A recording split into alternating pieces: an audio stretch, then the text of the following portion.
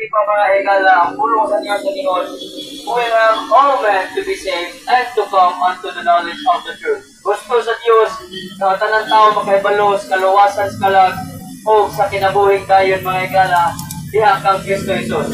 For there is one mediator between God and man, the man Christ Jesus. One mediator mga higala ang ipatiliwala mga higala. Ipatiliwala sa tao sa Diyos. Una si Kristo. Wala na ilaing tao pa mga higala, dili ang among mga pastor. Wala sa ni head mga higala, dili mediatrix or mariolatry. Dili isang kinsa pa man, dili skibuloy, dili mga higala, kung dili si Kristo lamang mga higala. Wala na ilaing pamagi pa, wala na ilaing pamagi maluwas ang tao. Wala na ilaing ngalan yung dihatag sa langit, dihatag sa Diyos, dili sa kalibutan, kundi si Kristo lamang.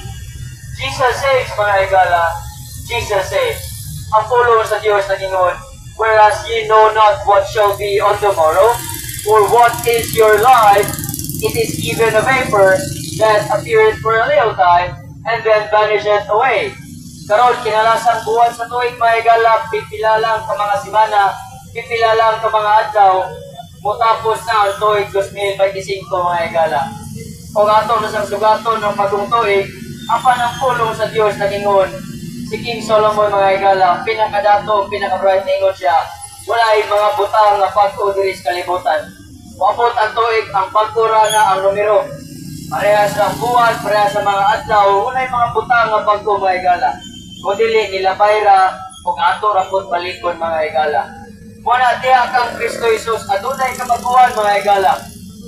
Kung kamo mudangog, mudawat, muduol kaniya, isip personal nga maluwas, kamo mahimo kayong pag-unga nila lang mga higala.